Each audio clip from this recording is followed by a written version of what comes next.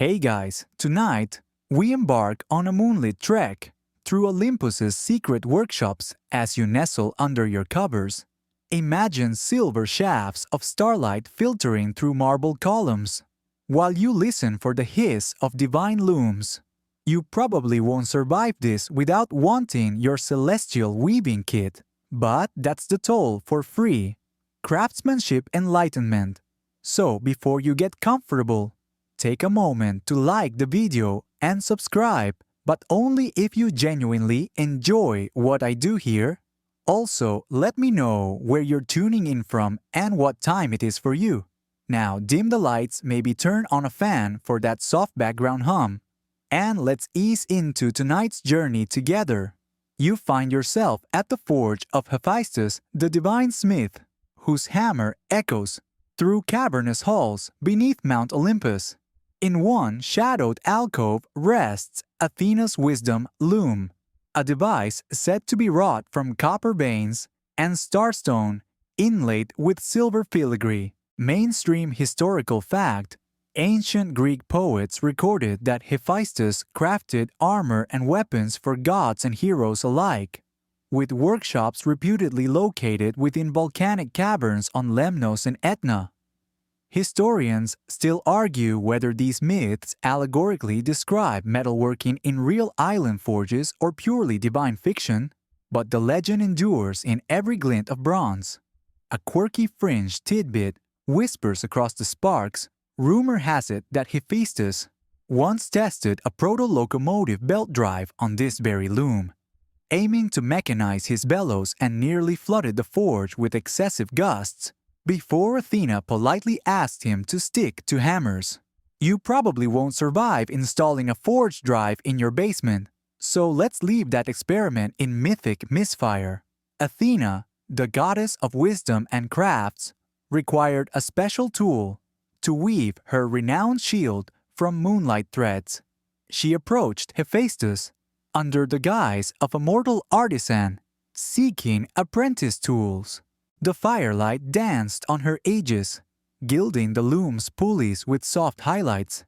You move closer, feeling the warmth of embers and smelling scorched olive wood, an aromatic signature of divine metallurgy. Joke 1: if forges could gossip, they'd spark.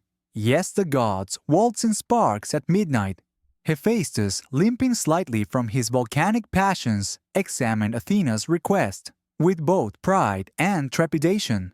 The loom's frame consisted of 4 bronze pillars carved with owl feathers, Athena's sacred symbol, and bound overhead by a silver crossbeam etched with constellations.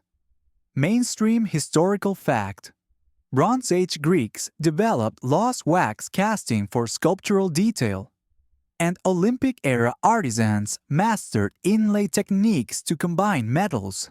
Historians still argue how advanced their celestial motifs truly were versus later Hellenistic embellishments, but the craftsmanship myth carries that aura of innovation. Athena placed her shield, the aegis, beside the loom.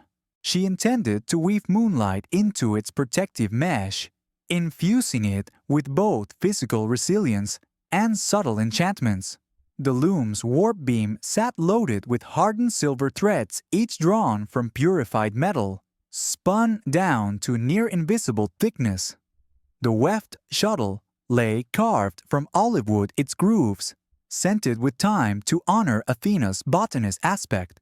You watch Athena's hands hover over the setup fingers, poised like a pianist about to launch into a nocturne, an artisan conducting an orchestra of metal and myth. Historians still argue whether the owlish pillars symbolize Athena's omniscience or served purely decorative roles, but here their presence feels both functional and emblematic. Fringe sources suggest the loom's pillars channeled lunar energy harvested on full moon nights, amplifying each silver thread's luminescence. You probably won't survive moon-charged loom rituals at home, but the concept glimmers with arcane allure. Joke 2: if looms could wink, they'd blink silver when weaving midnight magic. You notice subtle notches on the loom's pedal, 12 in all each one, corresponding to a lunar month in the Attic calendar. Dipping your toe into symbolic territory, you infer Athena planned to weave her shield over an entire lunar cycle, letting each silver thread soak in a different moon phase's power. Mainstream historical fact: Greeks used lunisolar calendars with intercalary months to align festivals with agricultural cycles. Historians still argue how strictly celestial cycles guided mythic crafts, but Athena's meticulous design reflects that cosmic harmony. From a carved niche, a bowl of moonwater sits ready. Water is drawn from a sacred spring on Delphi's slopes under crescent light. Athena will dip each shuttle in this elixir, baptizing the interwoven threads with oracular potency. You recall Hephaestus' forge fire callback unlocked and contemplate the alchemical marriage of fire metal and water in divine art. Joke 3. If shuttles could text you, they'd say BRB charging in moonbath. You settle by the loom's edge, listening to embers crackle as Hephaestus fans the bellows, and Athena lifts the first shuttle. The loom's creak blends with hammer echoes far below, a lullaby of craft and fate. Your mind drifts into the serene cadence of hammer's threads and moonlit water, eager for the next step, gathering the silken threads of moonlight itself. You climb a narrow spiral stair, hewn into moonlit marble, each step dusted with silvery dew. As you ascend to Athena's private atrium, an open-roofed chamber, perfectly aligned with the goddess's lunar shrine. You probably won't survive scaling your attic in dew-soaked slippers, but tonight, you gather silken moonlight threads, drawn from starlit air. To capture moonbeams, artisans suspended fine silver spindles above shallow basins of spring water at midnight's zenith. Mainstream historical fact: ancient Greeks used polished metal and water surfaces to reflect and amplify moonlight for religious rituals, sometimes employing silver mirrors in temple decor. Historians still argue whether these practices were symbolic or had practical applications in metallurgy and optics, but moonlight rituals undeniably inspired mythic weaving. A fringe tidbit flutters on the cool breeze. Some temple maidens swore that if they whispered Athena's name, while circling the atrium, moonbeams solidified into fine gossamer strands, clinging to spindles, an enchantment no trained physicist would approve. You probably won't survive whispering names to your lampshade, so let's treat this as poetic license.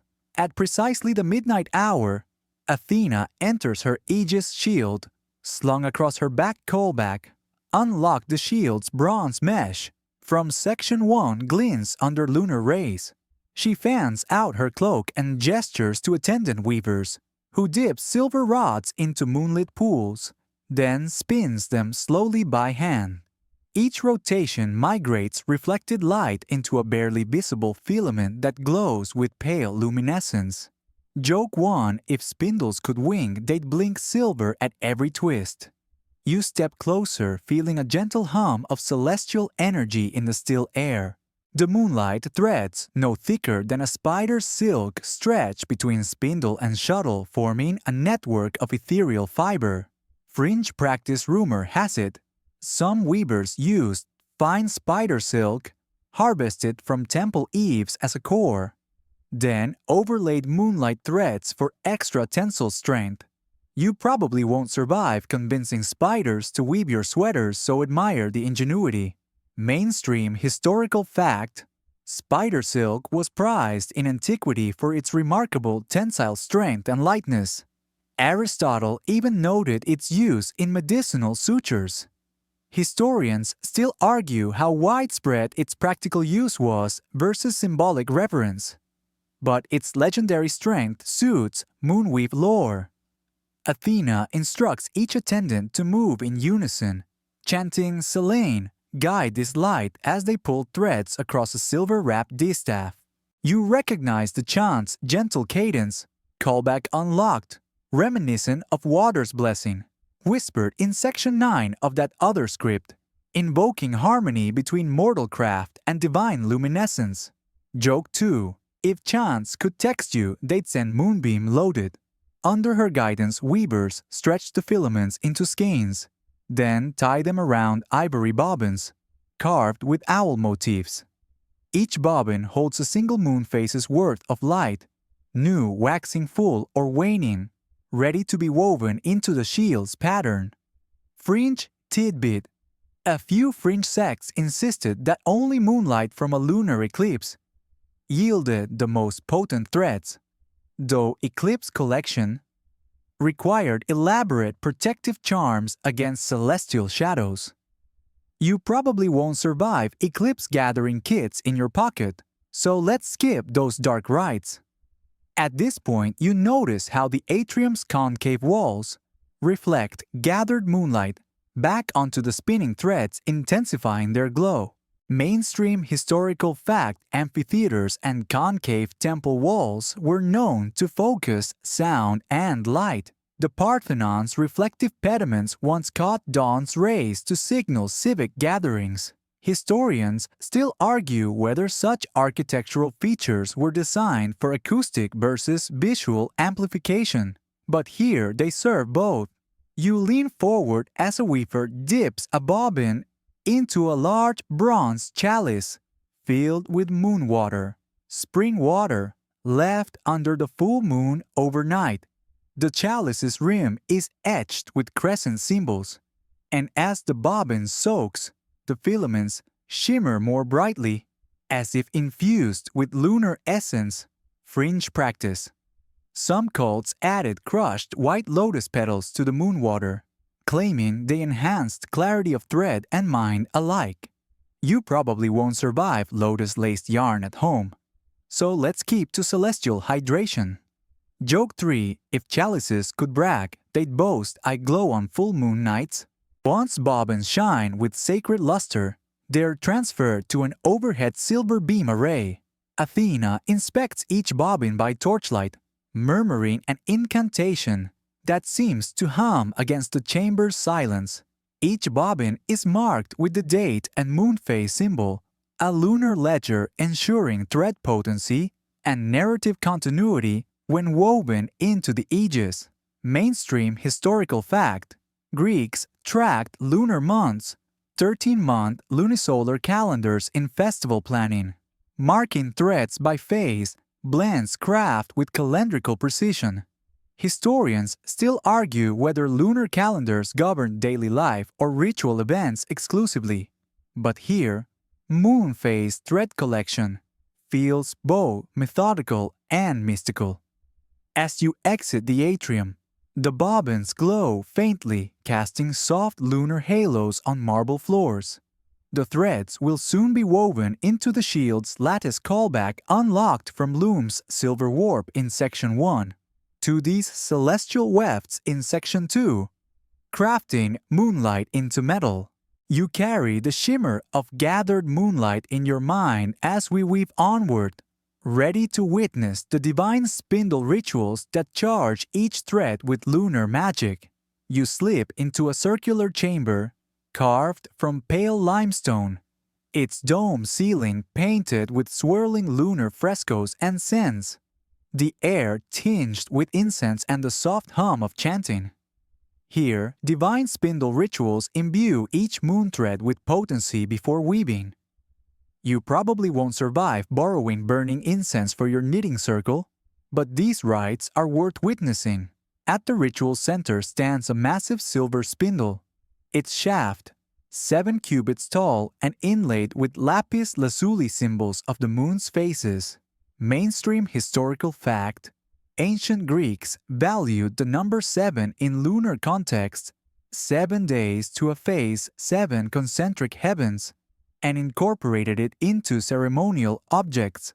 Historians still argue whether numerology or aesthetic balance drove these design choices, but every element here echoes cosmic rhythm. A fringe tidbit drifts on sandalwood smoke. Some priestesses wore veils, dusted with powdered starlight, crushed mica, mixed with goat fat to tune their voices for chanting, a practice no modern choir would attempt. You probably won't survive glittery vocal cords, so let's keep the sparkle sacred.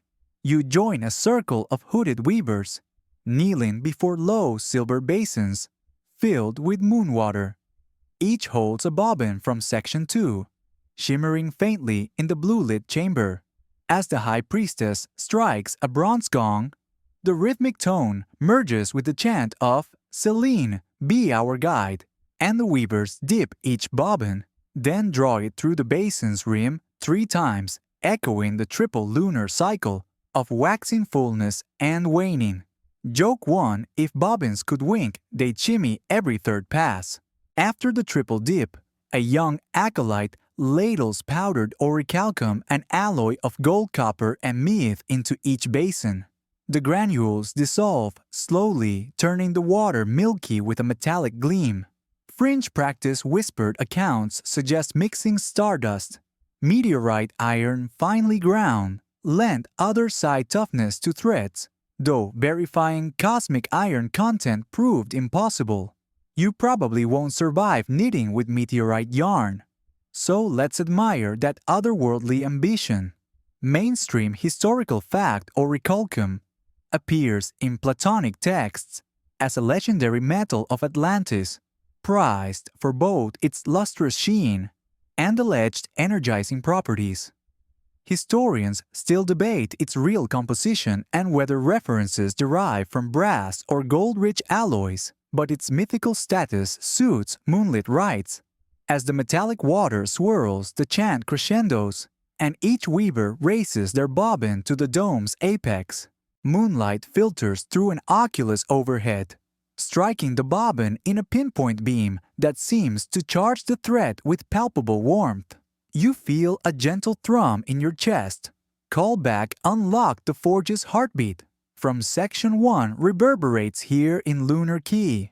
Joke 2, if oculi could wing, they'd blink lunar Morse code. Next, the priestess inscribes each bobbin's wooden core with tiny runes, symbols of protection, wisdom, and strategic foresight, using a silver stylus. These glyphs, she explains, anchor the moon's power into the thread's weave. Mainstream historical fact, ancient Greeks used petite inscriptions on metal weaponry taken, and marginalia to ward off harm and invoke divine patrons.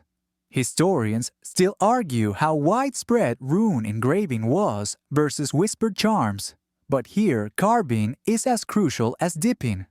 After the inscription, the bobbins are laid on circular stone altars under the fresco's full moon depiction. The chamber grows silent save for the soft drip of water from the basin rims.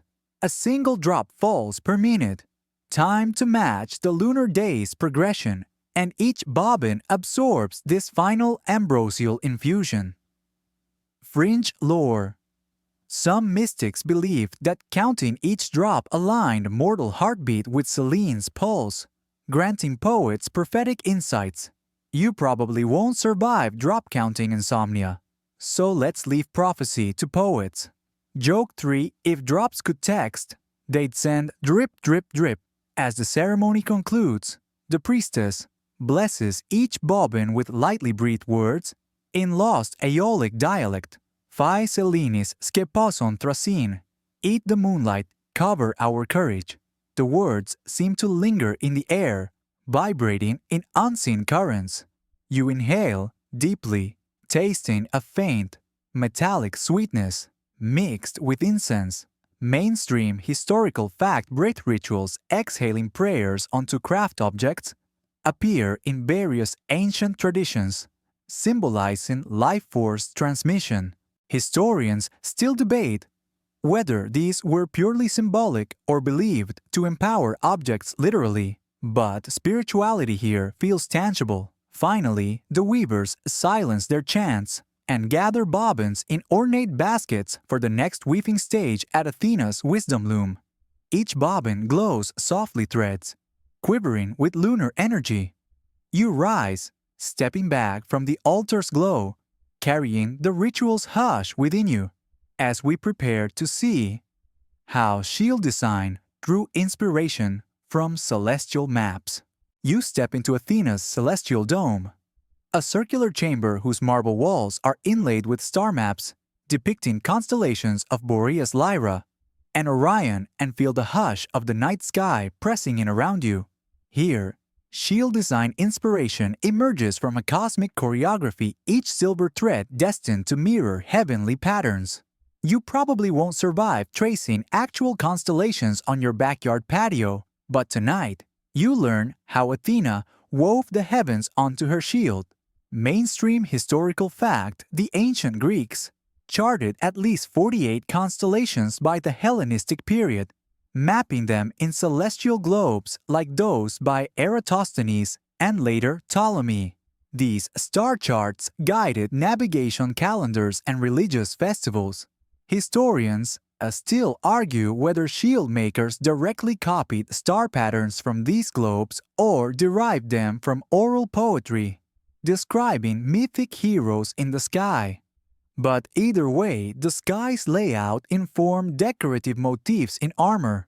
A fringe tidbit shimmers in the air. Some temple astronomers swore that they captured starfire celestial sparks recorded in meteorite fragments and ground them into pigment to paint shield panels, believing cosmic dust lent divine favor in battle. You probably won't survive sprinkling meteorites into your acrylic paints, so let this celestial alchemy remain a myth. The weavers unroll swaths of moonsilk across low workbenches. You notice that silver threads trace lines between embroidered stars, forming a network of constellations across the shield's curvature. The pattern centers on the Milky Way's grand arc, callback unlocked reminiscent of the lunar fresco overhead in Section 3, and radiates outward in 12 sectors corresponding to zodiac signs.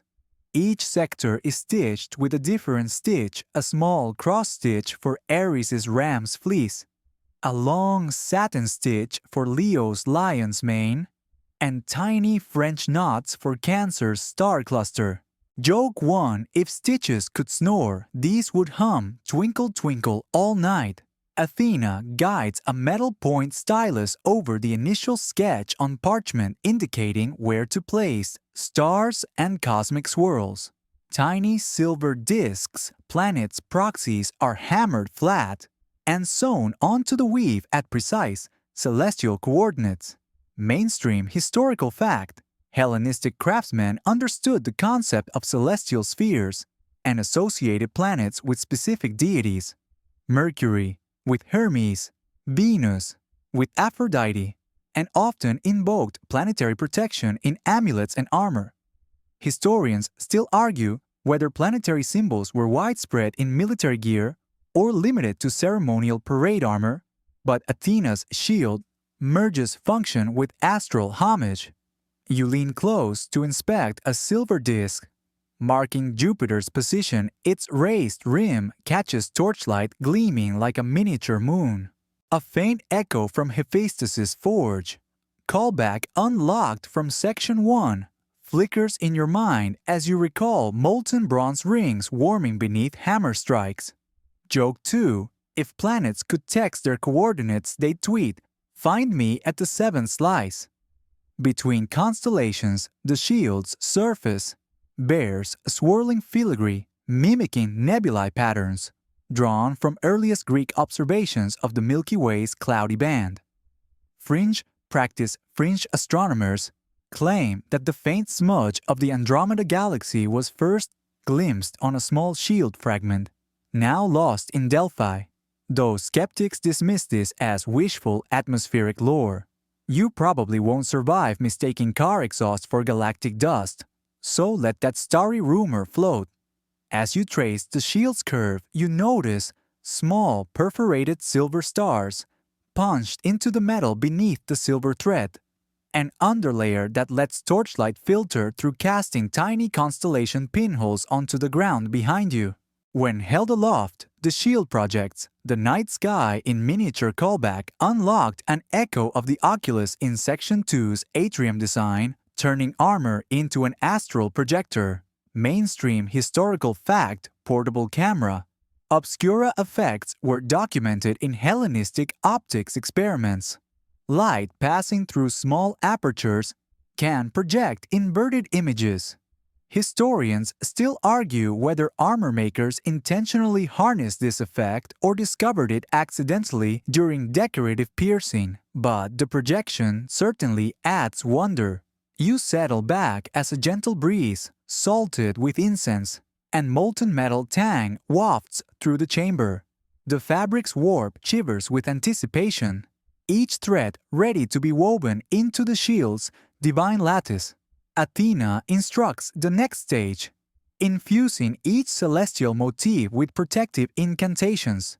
Before that, you pause to absorb how cosmic patterns, star maps, and planetary lore converge in this single piece of divine craftsmanship. Joke 3.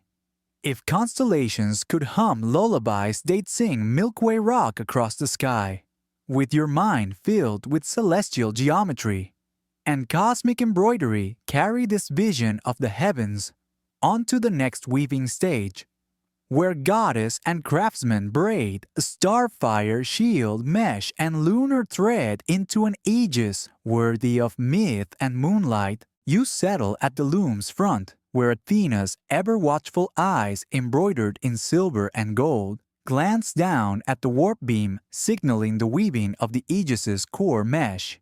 Into the sturdy bronze network, moon silk threads interlace in a precise over-under pattern, forming the shield's foundational lattice. You probably won't survive replicating this Byzantine-level weave in your living room, but here, strength and luminescence fuse in divine craftsmanship. Mainstream historical fact: Greek hoplite shields were typically crafted from layered wood and bronze reinforced with leather. Mythic accounts embellish these designs into near-indestructible armaments. Historians still argue whether layered metal weaving ever existed in practical hoplite gear or remained purely poetic, but Athena's design elevates function to celestial art. A fringe tidbit: glimmers some cult manuscripts suggest weaving hidden runes into every 10th crossing of thread, tiny inscriptions only visible in the moonlight, to trap hostile magic. You probably won't survive weaving cryptic runes into your sweater, so let this secret remain in mythic margins. Athena's shuttle glides back and forth across the warped silver threads, shimmering as they catch torchlight, while Hephaestus's apprentices rotate the base, ensuring an even tension that marries flexibility with rigidity. Each pass tightens the mesh just enough to flex under impact, yet rebound without a permanent dent. Callback unlock the hammer and anvil pulse. From Section 1 reverberates here in measured rhythm. Joke 1: if shuttles could groan, they'd say, again, my arm's just a mythic noodle. Between each row, molten bronze rivets, small hollow beads are threaded onto the warp anchoring key intersections to distribute force and add faint percussion when struck. Mainstream historical fact: riveted armor plates were common in classical Greece, providing localized reinforcement. Athena's weave extends this principle across an entire mesh. Historians still argue whether Greek armorsmiths ever experimented with metallic beads, but the concept blends practical reinforcement with ornamental flair. A fringe practice bubbles up some artisans allegedly soaked bronze beads in dew, collected from sacred groves, believing the dew's purity translated into magical resilience. You probably won't survive bottling dew in your toolbox, so let's keep that in the realm of pure moonlit fancy. You lean close to inspect a strip where silver and bronze threads cross. Light refracts in a tiny spectrum, creating prismatic glints that dance even in low light.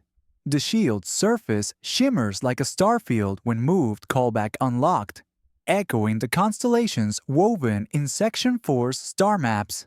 Joke 2: If shields could disco, this one's the life of Olympus. As the mesh grows, Athena traces patterns of waves and feathers into the weave designs, invoking both her seaborn wisdom and her owl's keen sight. Fringe artistry whispers tell of hidden feathers, from Athena's sacred owl, woven into specific sectors, lending symbolic protection. You probably won't survive gifting owl feathers to your knitting project, so enjoy the story here. Mainstream historical fact feathers, featured in Greek military helmets, plumed crests, signified rank and tribe, but embedding them in armor is a mythic flourish. Historians still argue whether any regiment adapted such fanciful designs, but Athena's shield merges mythology with motif. With each pass, the mesh thickens to a uniform grid, its bronze threads crossing every silver weft in perfect symmetry. Hephaestus inspects the tension knotting before torchlight reveals any slack or kink. Athena adds her final touch at this stage. She breathes softly over the mesh, whispering an incantation of foresight and courage. Callback unlocked the breath ritual from Section 3's Spindle Rites ignites divine essence in metal. Joke 3. If meshes could sigh, they'd exhale. Protected thanks. The shield's base mesh now stands complete, an interlaced dance of metals and moonlight, ready for the addition of the gorgoneon and celestial dyes. Carry the resonance of hammered bronze and glinting silver through your thoughts as we next study how Medusa's fearsome visage became integral to the Aegis's power. You step into a torchlit niche, where Athena's shield lies inverted on a stone dais, awaiting its most fearsome adornment, the gorgoneon Medusa's petrifying visage. The shield's mesh gleams under lamplight, and at its center a circular bronze plate beckons. You probably won't survive wearing a petrifying monster's face to dinner, but here it's the ultimate protection charm. Mainstream historical fact, sculptural depictions of the gorgoneon Medusa's head, flanked by coiling snakes, adorned Greek temple pediments and armor from the 6th century BCE onward, symbolizing apotropaic power to ward off evil. Historians still argue whether hoplites actually mounted Gorgon motifs on shields in battle, or reserved them for ceremonial parades, but their ubiquity in art attests to their symbolic potency. A fringe tidbit slithers in the shadows. Some fringe cults insisted that carving the gorgoneon from live serpents' molted skins rather than bronze imbued it with sharper petrifying force. You probably won't survive collecting fresh snakeskins at midnight, so let this peculiar rumor slither past. Athena steps forward, her owl-tipped cloak swirling as she raises a silver chalice of moonwater callback. Unlock the lunar elixirs from sections 2 and 3 now sanctify the emblem's base. She sprinkles 3 consecrated drops onto the bronze plate and intones a whispered formula, eyes of night turn, dread to stone. Each drop hisses on contact, releasing a pale shimmer that dances across the metal. Joke 1. If shields could squawk, this one's crow. Fear incoming. Below the plate, a bronze relief of Medusa's face emerges, her eyes rendered as 2 crushed gemstone inlays, obsidian for night's depth and orichalcum for dawn's flash. Athena gestures to a pair of smith's apprentices who press the stones into place while murmuring protective chants.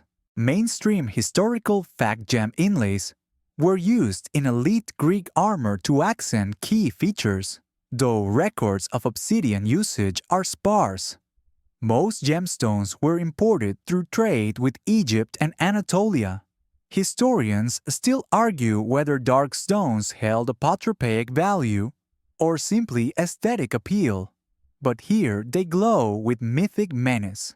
Joke 2. If gemstones could giggle, they'd tinkle with mischief.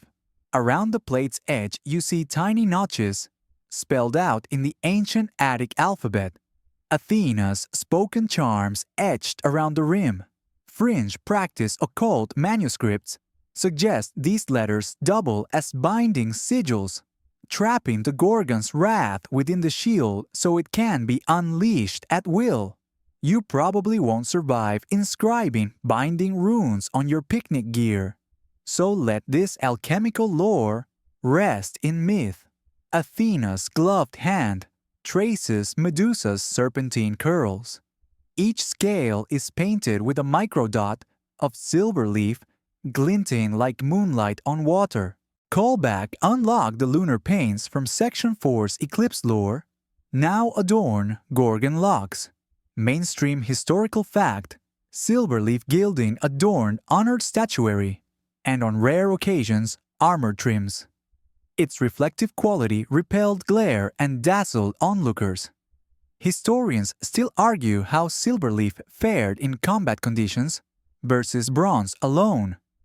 But these accents speak to divine craftsmanship. As the emblem takes form, you feel a subtle tremor, as if unseen forces coil within the metal. Athena steps back and nods to Hephaestus, whose hammer rings once atop the shield's boss. A callback to Section 1's forge, sealing the Gorgoneon in place with a single resonant strike. A quiet echo hums through the chamber, melding hammer water and chant into a unified vow of protection. Joke 3. If hammers could hum, they'd buzz, shield activated. Before you depart, Athena turns the shield upright. Medusa's eyes seem to flicker in torchlight, daring any foe to meet their gaze. This is no mere decoration. It's a living ward blending shield, mesh, lunar threads, and Gorgon terror into one awe-inspiring aegis. Carry this fusion of art myth and metallurgy forward as we next explore the alchemical dyes that give the shield its final shimmering hues. You follow Athena to a quiet alcove lined with alabaster bowls, each filled with dew-drenched petals, crushed silver dust and vials of scented oils ready for the alchemical dye baths that will cloak the shield in a shifting lunar glow. You probably won't survive turning your kitchen into a celestial lab, but these ancient recipes blend night's magic into living metal. Mainstream historical fact: Greeks and Romans used metallic powders and organic dyes, like indigo saffron and madder, to color fabrics and metal surfaces. Byzantine artisans later refined these techniques into complex luster glazes. Historians still argue whether such dyes were used on practical armor or reserved for ceremonial pieces. But Athena's shield calls for nothing less than divine chromatics. At the center stands a bronze cauldron, warmed by charcoal embers, its surface etched with concentric moons. Athena lifts a silver ladle and scoops chilled moonwater, collected during a full moon watch, from a crystal flask. She pours it in, and the cauldron's surface shimmers like quicksilver, as if stirred by unseen starlight. Fringe practice whispered cult texts claim that adding meteorite iron filings to the dye generates star chart speckles, though verifying skyrock dust proved dangerous. You probably won't survive star-splattered spaghetti, so let these cosmic rumors remain in myth. Joke 1: if cauldrons could wink, they'd blink every full moon. Next, she sprinkles in a handful of crushed noctilucent petals, flowers that bloom only by moonlight sourced from secret groves on Mount Parnassus. As petals dissolve, the dye bath shifts from pale silver to pearlescent lavender. Mainstream historical fact botanists note that some nocturnal blooms contain reflective cells that catch moonlight. Greeks used night-blooming jasmine in perfumery, though violet dyes traditionally came from murex snails. Historians still argue whether moonlit florals yielded usable pigments or purely symbolic hues, but here the glow is undeniably magical. Athena dips a fine bristle brush into the bath and traces serpentine highlights across Medusa's eyes. Each stroke leaves a filigree of iridescence, transforming bronze into a living moonstone. You watch silver leaf swirl in fluid ribbons. Callback unlocked silver accents from Section 6. Now merge with living dye. Joke 2. If brushes could gossip, they'd whisper, I just gave Gorgon glam. On the forge's edge, Hephaestus stirs a second vat, containing ground lunar ore, selenite mixed with saffron threads and white amber. The mixture crackles softly, releasing a warm, honeyed scent. Fringe tidbit alchemists argued that amber's captive sunlight trapped in resin enhanced moon dye's glow. Some even soaked amber beads in moonwater first. You probably won't survive amber-infused gravy, so let's savor the legend. Mainstream historical fact: amber was traded extensively around the Mediterranean and valued for both its fragrance and electrostatic properties, though its use in dyeing remains speculative. Historians still debate whether amber compounds could alter metallic surfaces or serve ritual roles. But here the aroma drifts like twilight. With long-handled tongs, Athena lifts the shield's edge and dips it into the selenite bath. The surface hisses as molten bronze sizzles against precious pigments, each scale and thread absorbing hues that shimmer from ghostly blue to pale rose under torchlight. Callback unlocked the forge's heat and lunar infusions fuse, marrying sections 1 and 2's symbols in vivid color. Joke 3. If shields could sing, they'd hum Moonlight Sonata at this point. Finally, the shield rests on a carved oak cradle, its surface now alive with shifting opalescence. Athena fans the shadows aside, revealing a protective grid of color that seems to pulse in time with your heartbeat. Mainstream historical fact: iridescent glazes on Byzantine icons achieve depth through layered metallic salts. Athena's adaptation to armor hints at cross-cultural exchanges in late antiquity. Historians still argue how much ancient artisans understood light refraction versus trial and error, but the shield's glow transcends both. You stand back entranced by the alchemy, metal, moonlight, and myth fused into a living aegis. Each hue reflects a phase, each shimmer a promise of divine vigilance.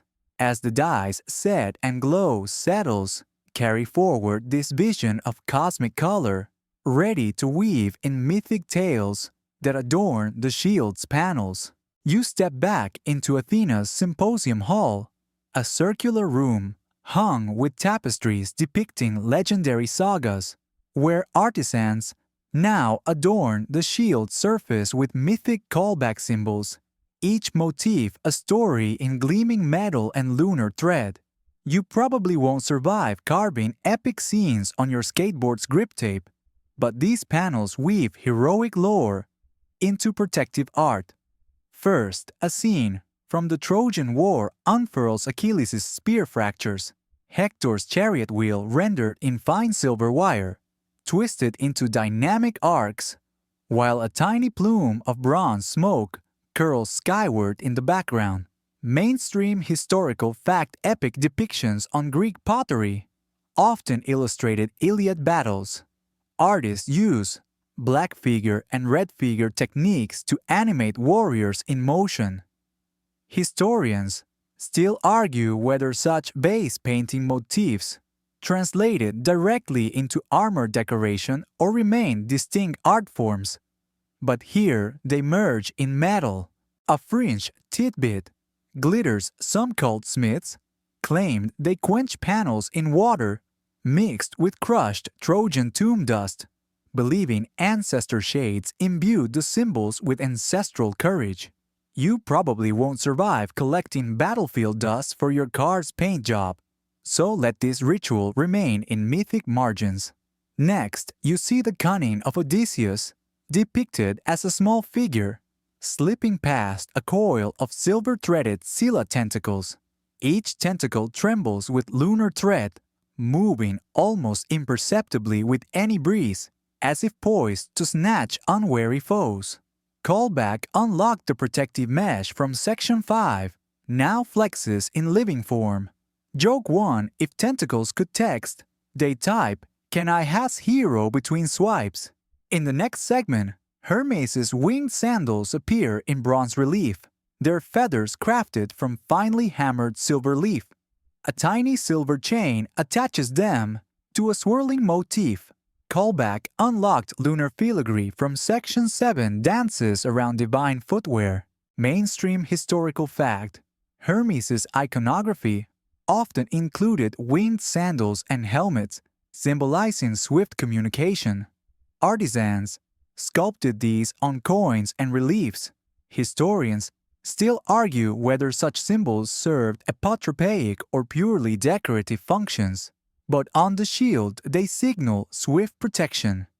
A final panel shows Prometheus stealing fire, his hand outstretched toward a silver flame carved in delicate curls, inlaid with minute garnet chips to mimic embers.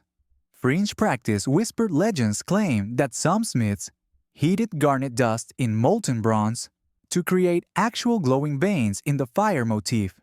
You probably won't survive embedding garnet flint in your grill, so appreciate the dramatic flair. Joke 2. If flames could giggle, they'd flicker gotcha before bursting. Between these major myths, the smaller symbols like the owl of Athena, the olive branch, and the laurel wreath are interspersed in delicate silver leaf. Each callback symbol reconnects the warrior's protection with civic virtues and divine favor. Mainstream historical fact owls symbolize wisdom and protection in classical art, appearing on Athenian coins as the city's emblem. Historians still argue whether these symbols were widely recognized outside elite circles, but on Athena's shield they proclaim her patronage. Finally, around the shield's rim, 12 tiny discs, each bear an emblem of a hero: Heracles' club, Perseus' winged helmet, Jason's golden fleece, creating a diadem of mythic references. Fringe lore: some oracles held that gazing upon these tokens align the bearer's soul with each hero's virtue. You probably won't survive aligning your virtues with mythic artifacts, but the idea glimmers with storytelling magic. Joke 3. If heroes could endorse products, these discs would sell mythic hype on every battlefield. As you step back, the shield's tapestry of stories radiates in moonlit shimmer, each panel a callback to ancient sagas, each symbol a tether to divine legend. Carry this mosaic of mythic echoes forward as we next unveil the artisan collaborations that brought this divine vision to life. You follow Athena through a torchlit corridor to a side chamber where artisans of every craft gather: silversmiths, weavers, gemstone cutters, and sandmasters, each adding their mastery to the aegis. You probably won't survive corralling that many specialists in your home, but here, collaboration transforms divine vision into a tangible shield. First, the silversmiths, descendants of Hephaestus' apprentices, gather around a low anvil, hammering fine silver rods into leaf-thin filaments. Mainstream historical fact: Hellenistic metal workshops employed specialized smiths for silver and gold, often working in guild-like associations under civic patronage. Historians still argue how formalized these guilds were versus familial workshop traditions, but excellence here is beyond reproach. A fringe tidbit glints: some silver artisans reputedly used secret hammer strikes that produced harmonic overtones, listening for specific chime values to ensure perfect metal temper. You probably won't survive tuning spoons by ear, so let this high art shine in myth. Next, the weavers, spinning moon silk and bronze thread, coordinate their shuttle passes in a choreographed rhythm. Each weaver holds precise tension to keep the mesh even, calling counts in low tones, 1, 2, 3 phases complete. Callback unlocked the spindle chants from section 3 echo in every counted beat. Joke 1, if weavers could sing, they'd hit every warp note on cue. At a nearby bench, gemstone cutters slice garnet and obsidian for inlays. Their tools, diamond-edged drills, borrowed from Delphi's sacred workshops, spin stones into microdomes that fit stars and eyes. Mainstream historical fact gem cutting flourished in the Roman and Byzantine eras, with artisans developing wheels and abrasives to shape hard stones. Historians still argue where specific techniques originated, but here, each faceted chip catches torchlight like trapped lightning. A fringe practice flickers, some cutters swirl gems in olive oil baths to polish them, believing the oil's aroma blessed each stone. You probably won't survive scented gem bowls in your jewelry box, so breathe deep and move on. Meanwhile, scent masters distill rosewater thyme oil, and night-blooming jasmine essences call back unlock the fragrant petitions from Section 8's incense rites, dripping these into fine grooves around the gorgoneon to release subtle aromatics when the shield is held aloft. Mainstream historical fact: Greeks used scented oils on textiles and armor to mask odors in battle and invoke divine favor. Historians still argue how widespread scenting armor was, but here, the shield's aura transcends mere metal. Joke 2, if smells could serenade, they'd sing floral madness. Overseeing all, Athena moves among them, offering insight adjusting a warp here, approving a gem cut there, blessing each flask of fragrance. Her presence binds every craft together, reminding you that a shield is more than protection. It's a symphony of skills united in purpose. Joke 3. If gods could micromanage, they'd call it divine project management. Before you depart, each artisan leaves a small signature mark, hammer strike pattern. Weave, flourish, gem loop initials on the shield's rim. These marks celebrate collaboration and echo through the ages as silent testimonials to shared artistry. Carry these signatures with you as we move toward the shield's final polishing and finishing touches. You step into the polishing chamber, where hanging oil lamps cast warm pools of light on a long marble table, strewn with soft leather pads, pumice stones, and cloths steeped in olive oil and beeswax. The shield's mesh gleams faintly in the half-light awaiting its final finish. You probably won't survive buffing your coffee table at this level of devotion. But here, each stroke refines both metal and myth. On one side, steady hands wield fine pumice, a volcanic stone prized since antiquity, to smooth bronze edges and blend join lines between mesh and decorative panels. Mainstream historical fact: Greeks used pumice for polishing marble sculptures and metalwork, appreciating its abrasive yet gentle qualities.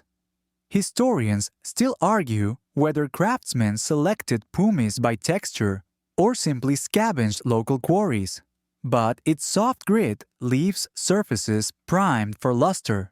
A fringe tidbit brushes past some smiths flavored polishing oils with ground myrrh, believing resin aromas warded off rust and imbued a sacred sheen. You probably won't survive mere scented furniture polish at home, so let this rich fragrance linger in mythic memory.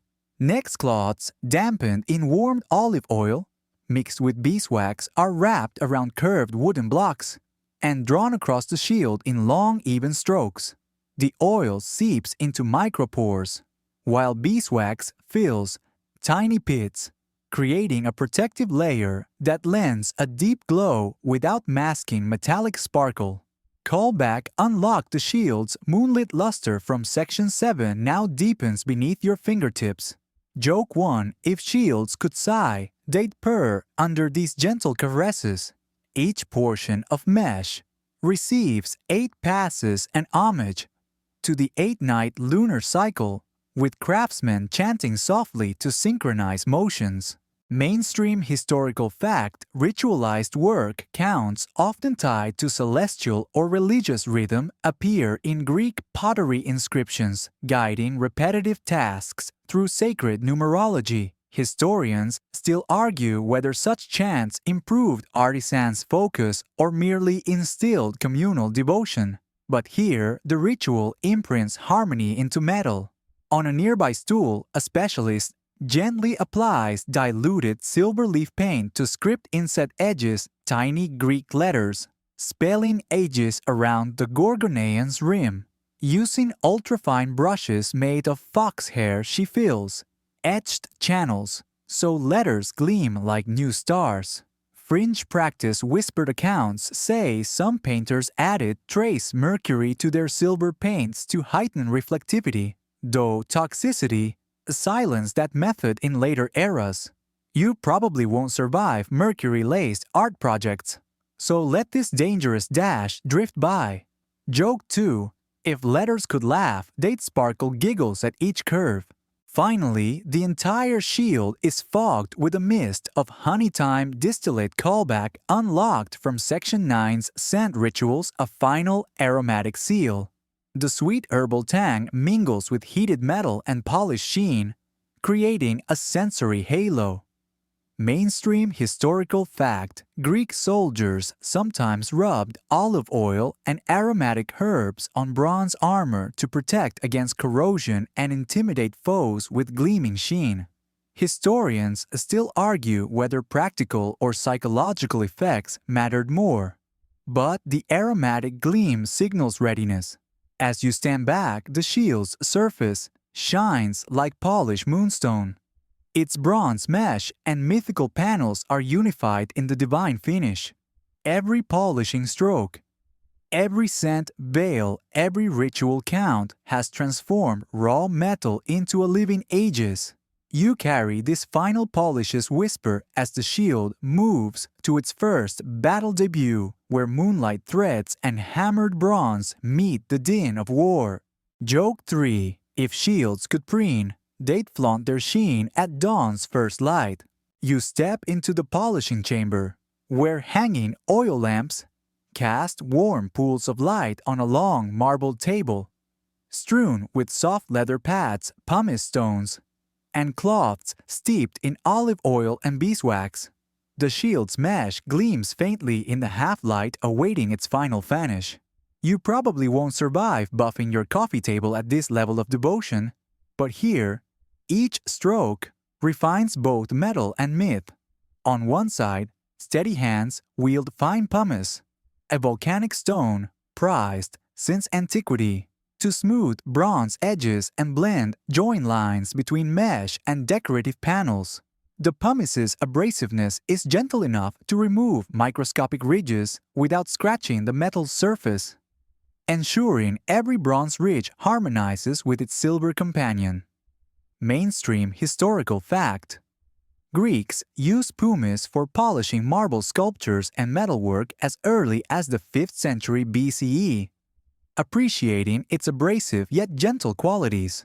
Historians still argue whether craftsmen selected pumice by texture or simply scavenged volcanic outcrops, but its soft grit leaves surfaces both smooth and ready for luster.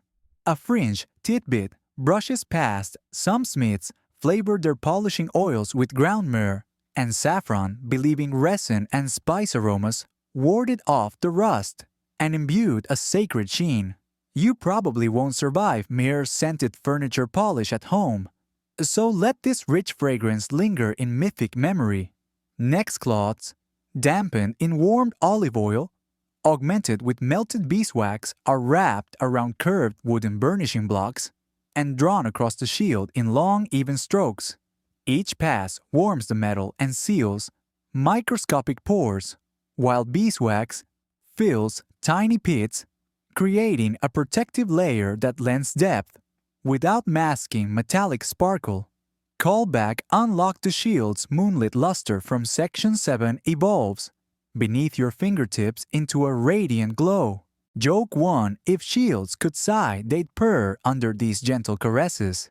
Each portion of mesh receives 8 synchronized passes and homage to the lunar octet of phases with craftsmen chanting softly to maintain a unified rhythm. Wax full wane, new eightfold strength anew. Fragments of such chants appear in surviving Greek pottery inscriptions, hinting at ritualized work counts tied to celestial cycles. Historians still argue whether such chants improved artisans' focus or merely instilled communal devotion, but here the ritual imprints harmony into metal. Meanwhile, a specialist in silver leaf gilding steps forward with a fine-tined stylus dipped in a varnished algae extract to help silver adhere. She meticulously applies diluted silver leaf paint to script inset edges tiny Greek letters, spelling ages around the Gorgonean's rim using brushes made from fox hair. Each letter is carefully burnished to catch torchlight like miniature constellations. Fringe practice whispered accounts say some painters added trace mercury to their silver paints to heighten reflectivity, though later texts warned of uncanny mirages and lingering headaches. You probably won't survive mercury-laced art projects, so let this dangerous dash drift by. Joke 2. If letters could laugh, they'd tinkle with mischief at every curve. Nearby, scent masters return with a gently simmering cauldron of honeytime distillate. Callback unlocked from Section 9's aromatic rites, sprinkling a final fragrant seal across the shield's face. The sweet herbal tang mingles with heated metal and polished sheen, creating a sensory halo that lingers like twilight on a breeze. Mainstream historical fact: Greek hoplites sometimes coated their armor in diluted olive oil and scented ointments to mask odors and invoke divine favor. Historians still argue how widespread scenting armor was, but here, the shield's aura transcends mere metal. Joke 3. If shields could preen, they'd flaunt their sheen at dawn's first light. As you stand back, the shield's surface shines like polished moonstone, its bronze mesh, mythic panels, and cosmic dyes unified in a divine finish. Every polishing stroke, every scent veil, every ritual count has transformed raw metal into a living aegis, both protection and poem. You carry these final polishes whisper as the shield moves to its first battle debut, where moonlight threads and hammered bronze meet the clangor of war. You stand at the edge of a mist-shrouded battlefield at dawn, the air heavy with anticipation and dew, as Athena's shield is carried forward for its first grand debut. Grass bends under heavy armored boots, and distant drums echo like thunder, rolling across distant ridges. You probably won't survive charging headlong into phalanx formation, but today, you become witness to myth in motion. As the enemy lines advance, dry, sun-baked spears glinting, you feel the ground tremble beneath the shield-bearer's stride. When the first javelin arcs through chill air, the shield rises in a fluid motion. Mainstream historical fact: Greek hoplite warfare emphasized shield walls, aspas formations to create unified defensive fronts. Phalanx tactics date to as early as the 8th century BCE. Historians still argue whether mythic interventions were legendary embellishments or tactical metaphors.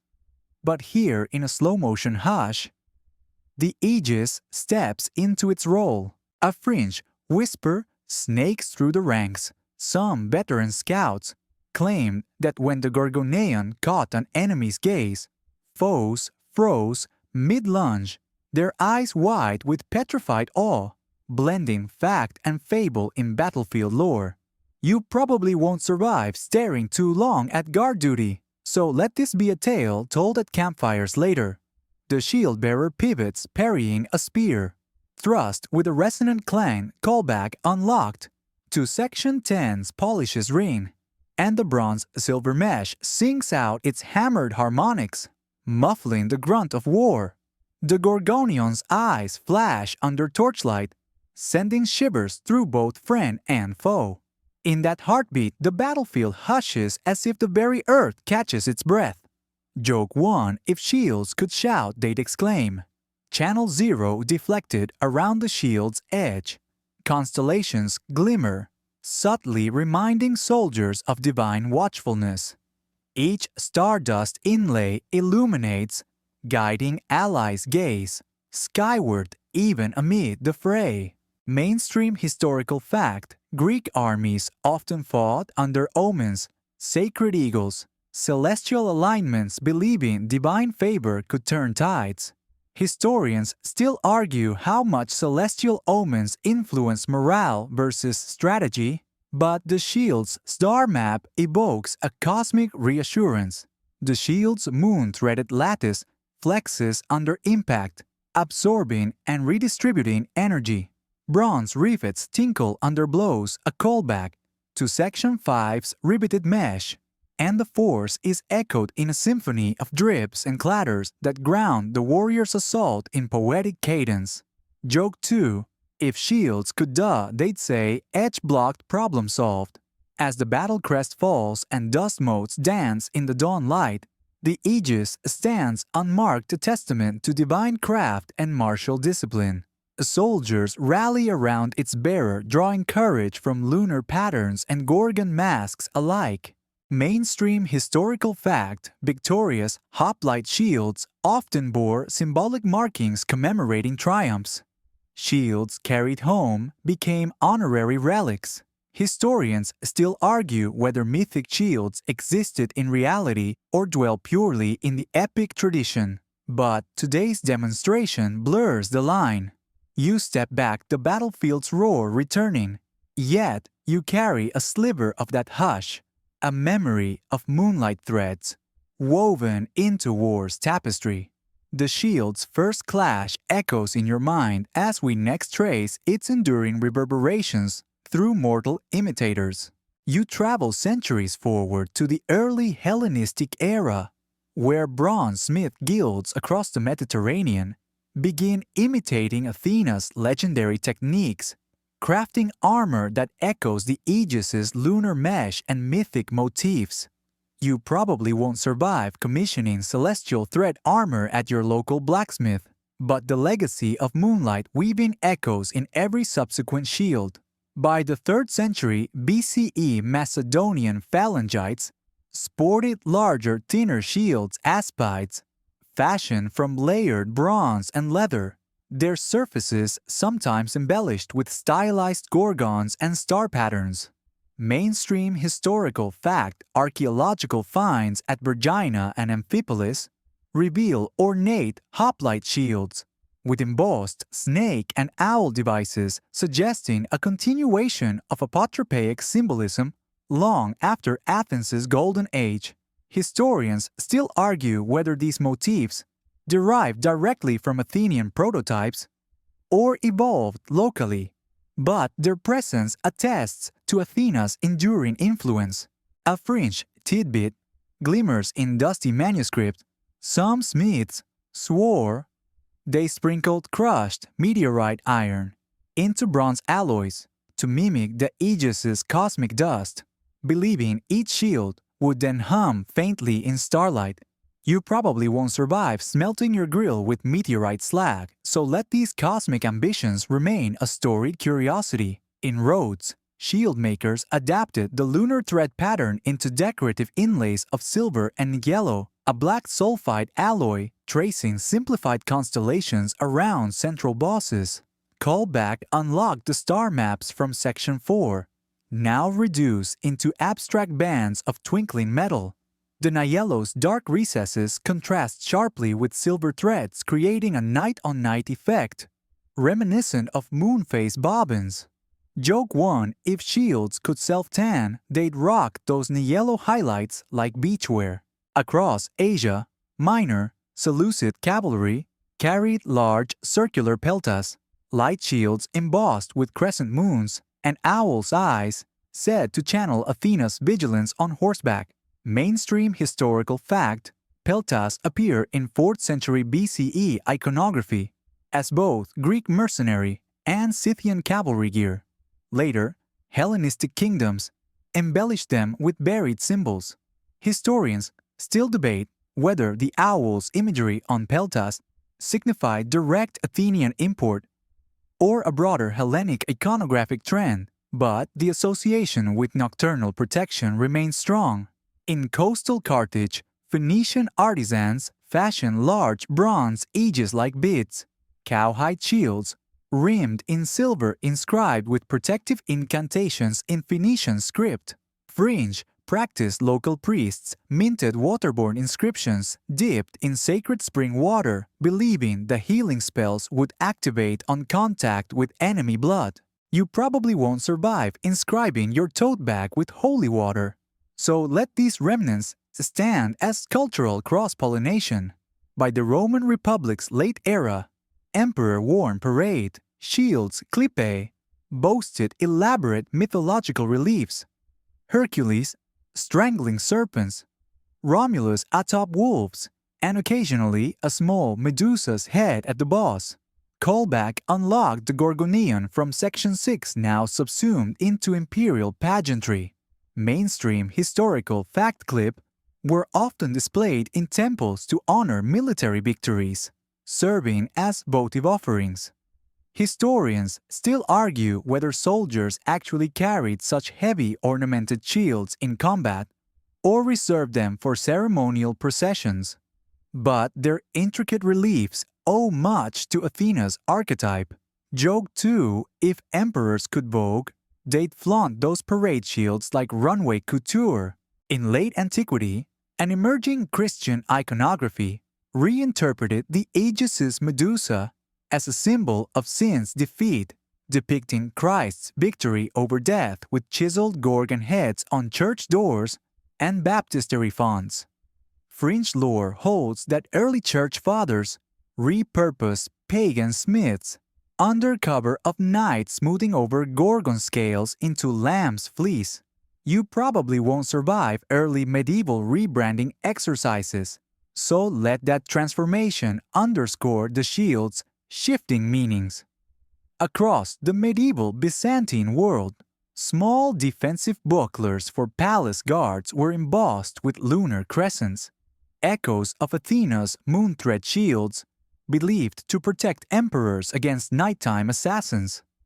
Mainstream historical fact: crescent moon symbols appear on Byzantine coins and military banners from the 7th century CE, predating Ottoman adoption. Historians still argue whether the crescent's protective aspect derives from classical lore or regional syncretism, but its adoption in shield design perpetuates Athena's lunar legacy. Finally, in Renaissance Italy, armorers revived classical motifs, engraving Roman-style parade shields with constellations and mythic scenes inspired by Virgil's Aeneid. Callback unlocked the epic panels from Section 8 here reborn in mirrored glory. Fringe practice some workshop diaries note that shield painters ground crushed lapis lazuli for deep blue backgrounds emulating night skies with astronomical precision. You probably won't survive the price tag on genuine lapis highlights, so admire the lavish homage. Throughout these eras, mortals imitated Athena's weaving of moonlight and myth, adapting her divine aegis into diverse cultural armaments. Each reproduction carries fragments of her protective power, woven into the world's changing tapestry. As you move forward, carry these echoes of imitation and innovation into modern revivals that seek to reforge moon-thread shields anew. You step into a sunlit laboratory lined with archaeological finds, bronze mesh fragments, silver threads, and faded parchment sketches, where modern scholars and artisans collaborate to resurrect Athena's moonlit weaving for contemporary wonder. You probably won't survive turning your basement into a mythic restoration studio, but here, our shield's legacy finds new life. In recent decades, archaeologists have uncovered scattered fragments of ornate shields In Greek and Anatolian digs, sparking high-resolution scans and metallurgical analyses to reconstruct ancient weaving techniques. Mainstream historical fact using techniques like X-ray fluorescence and 3D laser scanning, researchers have identified compositional traces of silver and copper alloys on shield fragments once thought to be simple bronze. Historians still argue whether these traces reflect genuine moon thread experiments or post-depositional contamination, but the evidence fuels creative reconstructions. A fringe tidbit glimmers among the lab benches. Some experimental metallurgists claim that adding trace lithium absent in historical deposits enhances lunar sheen in recreated alloys, though purists scoff that lithium belongs neither to Olympus nor antiquity. You probably won't survive smelting your toaster with modern batteries, so let this creative chemistry remain in academic debate. In a corner, a master weaver trained in historical textile methods spins fine silver-coated fibers on a custom loom, modeled after Hellenistic sketches. Callback unlocked the wisdom loom from Section 1's design is reimagined in high-precision alloy wiring. Each fiber is drawn to precise diameters documented in recovered spindle fragments, blending ancient apprenticeship with modern engineering. Joke 1: if looms could livestream, they'd show every divine thread count. Next, an experimental dyer synthesizes moonwater by filtering well water through UV-charged quartz under LED lighting, calibrated to 3400 Kelvin, a modern proxy for celestial glow. They dip silver thread samples into this bath to test luminescence under controlled conditions. Mainstream historical fact: while the ancients lacked electric UV sources, they observed moonlight's cooling effects on dew collection. Modern labs replicate similar wavelengths to examine historical optical properties. Historians still argue whether UV influence mattered in antiquity, but here labs mimic mythic rituals in real time. Joke 2: if labs could dream, they'd concoct gazelle milk-powered spectrometers next. Nearby, a group of artists sketches new interpretation panels. Digital artists overlay animated star maps on shield replicas, projecting moving constellations that trace the Milky Way's core. Callback unlocked the star map inspiration from Section 4, animates across virtual shields, bridging ancient motifs and interactive tech. They debate whether animation honors or trivializes divine symbolism, and open scholarly debate on authenticity versus innovation. Joke 3: if pixels could sparkle, they'd compete with moon thread's glow. On a race platform, a historical reenactment troupe fits volunteers with replica shields, mechanical cores, woven with silver-coated Kevlar fibers to mimic moon thread's tensile strength safely. Spectators test the shield's resilience with blunt training swords, marbling as lacerations flatten without penetration. Mainstream historical fact: Kevlar's introduction in the 20th century revolutionized armor. Combining it with metallic fiber weaves showcases how modern materials echo mythic techniques.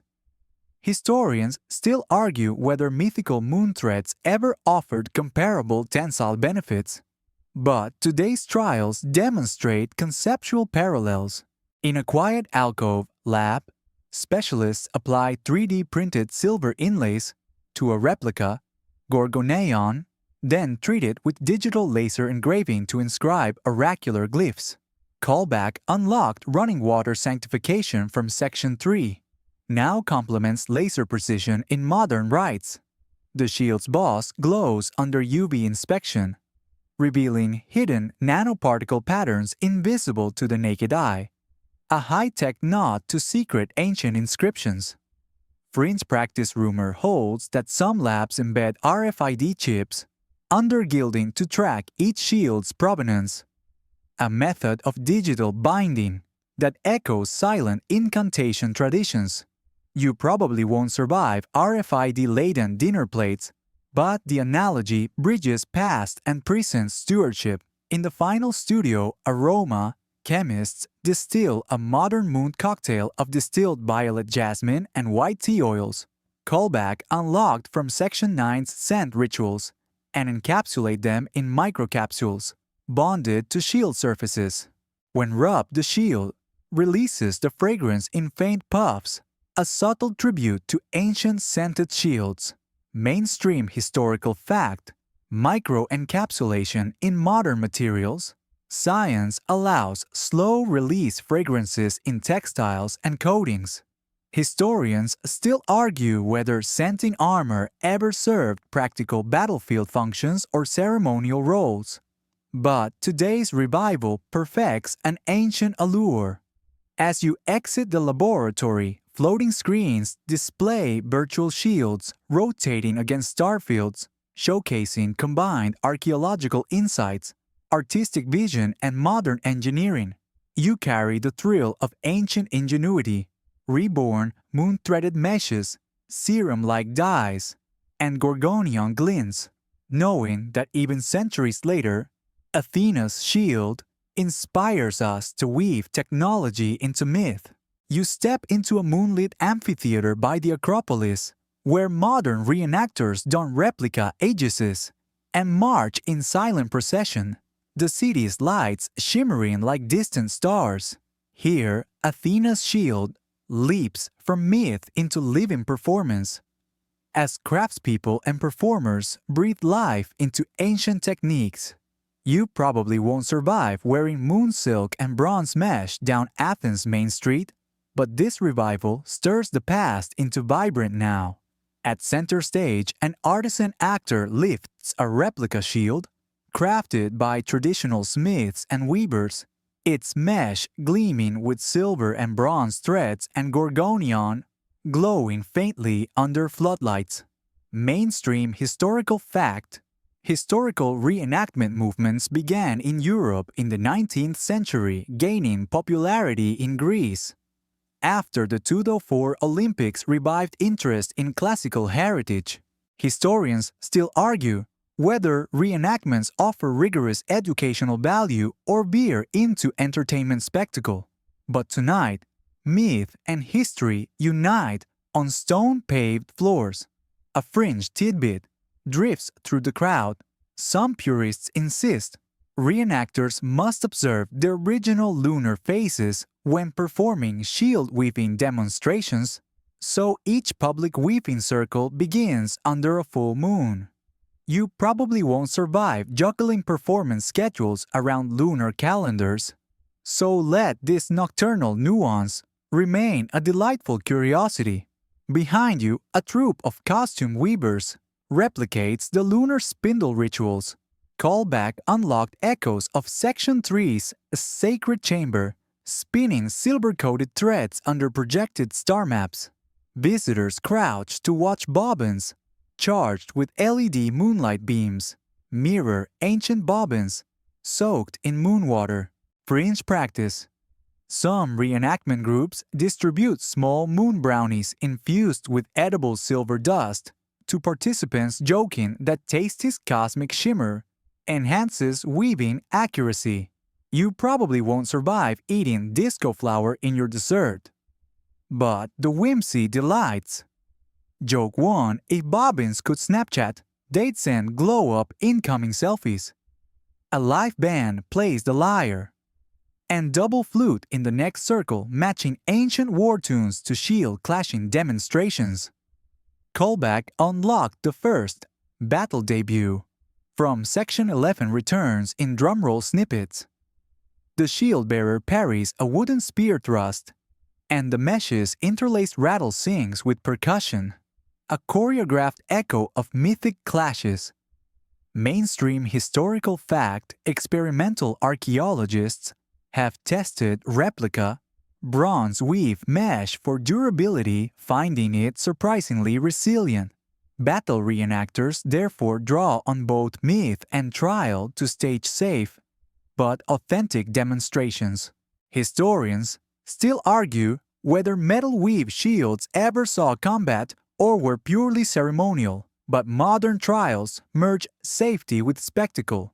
Nearby, a holographic projection displays the star map panel callback unlocked. Section 4's celestial embroidery, rotating through constellations as visitors walk around tooltips explaining each star's mythic name. A guide in classical garb leads small groups through the projection, illustrating how Pleiades glimmers correspond to silver thread clusters on the shield's rim. Fringe innovation.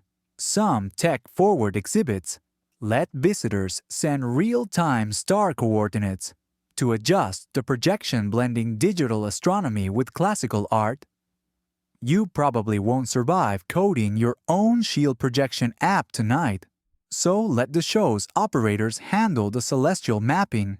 Joke 2. If holograms could wink, they'd blink at every constellation.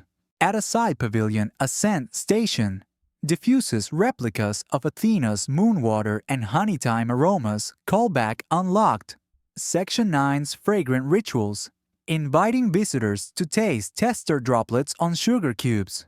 The sweet metallic tang evokes lunar wash and forges heat and olfactory bridge across millennia. Mainstream historical fact, multisensory museum exhibits enhance visitor engagement linking tactile, visual, and olfactory cues to deepen historical empathy. Historians still debate whether scents authentically recreate ancient atmospheres or risk anachronism, but tonight's aroma evokes the forge, the shrine, and the loom in a single breath. Joke 3. If scent stations could sing, they'd belt out "Smell the Mythology." As midnight approaches, the amphitheater's floodlights dim to cool blue, and performers raise shields to capture simulated moonbeams. Callback unlocked. Section 2's Moonlight gathering, reflecting them as shifting patterns onto the stage floor. The film's score swells with choral chants adapted from reconstructed Aeolic hymns, creating an immersive finale that blends dance shield weaving demonstration and orchestral tribute. Fringe experiment. Some choreographers integrate live drum machines triggered by shield clash sensors to merge ancient rhythm with electronic beats, an event they dubbed Aegis Dubsteps. You probably won't survive learning dubstep in a toga, but the creative mashup honors myth's living pulse. Finally, the ensemble circles the amphitheater in silent procession, shields raised, high moonlight and torchlight flickering on polished metal, leaving behind an echoing hum of awe. You carry this living revival's resonance in your bones, a testament to Athena's enduring shield, woven from threads of moonlight myth and human imagination. You return to the summit overlooking Athens as the first light brushes the city's marble rooftops, holding Athena's shield aloft one last time. The crowds below whisper reverently as moonlight glints off silver threads and bronze mesh now bathed in dawn's gentle glow. You probably won't survive living atop Olympus, but right now you embody the shield's timeless watchfulness. Recall every touch the forge's hammer. Section 1, Moonlit Spindle. Section 2, Sacred Rituals. Section 3, Constellations. Woven. Section 4, Core Mesh, hammered and threaded. Section 5, Gorgonean's Gaze, set. Section 6, Alchemical Dyes, shimmering. Section 7, Mythic Panels carved. Section 8, Artisan Collaborations, united. Section 9, Final Polish's Glow. Section 10, Battlefield's Hush. Section 11, Mortal Imitators, echoing Section 12, Modern Revivals, Lab-born. Section 13, Living Performances Pulse. Section 14. Each stage harmonized metal moonlight myth and human craft into one luminous aegis. Mainstream historical fact across millennia. Greek artistry fused functional armor with symbolic ornament from Bronze Age. Boeotian shields to Hellenistic parade clipe. Historians still argue where divine myth ends and practical innovation begins. But Athena's shield bridges both worlds. A fringe tidbit drifts back. Storytellers say the shield's final glow lingers in moonlit tides, that every full moon you might glimpse faint silver filaments riding waves, an echo of moon threads first gathering. You probably won't survive boat trips chasing silver tides, but imagine their subtle shimmer. Joke 1, if waves could whisper, they'd ask for a silver souvenir. Feel the weight of craft and legend in your hands. The meshes flex under a morning breeze. Every star map chant and hammer's echo. Infuse this shield with cosmic purpose. Let its final radiance guide you, a lunar lullaby of protection and poetic power. Joke 2. If dreams could arm you, they'd hand you an aegis at bedtime. Hold this moment as the shield glows one last time against dawn's sky. A testament to human invention, touched by divine inspiration. When you drift into sleep, let each shimmering thread carry you to realms of mythic wonder and celestial calm. Close your eyes and feel the gentle hum of ancient forges fading into stillness. Imagine the moonlit loom's silver threads unraveling into soft beams of light that cradle you in a lunar glow. You've traced every step hammer to mesh, spindle to thread, ritually charged dips to cosmic embroidery, until divine craftsmanship became a living legend. Now let each memory dissolve into a serene night sky. The Gorgoneon's stern gaze softens to a protective blessing, and the constellation maps woven into the shield's surface shimmer like distant stars at rest. Hear the hush of dawn's first ripple across the aegis, its protective song echoing in the chambers of your mind. Remember the rhythmic chant as bobbins dipped in moonwater. Section 3. The resonant clang of rivets. Section 5. The hush of battlefield stillness. Section 11. And the living reenactments of moonthread revivals. Section 14. Each echo aligns with your heartbeat, guiding you toward calm. Breathe in the aroma of myrrh and saffron-infused oils. Section 10. Taste the cool tang of moonwater's last drops. Feel the shield's polished sheen, warm under a tool-wielding hand, and sense the collective devotion of artisans across ages. These multisensory memories swirl in your awareness like silver dust in a sunbeam. You are both an observer and participant in Athena's timeless craft, a living link in a chain of smiths, weavers, storytellers, and dreamers. Let this sense of shared creation settle into your bones, a quiet reassurance that human imagination and divine myth can intertwine into art that both protects and inspires. Now drift into night's embrace. Picture the aegis's final glow dissolving into starlight, its mesh, threads, threading your dreams with lunar light.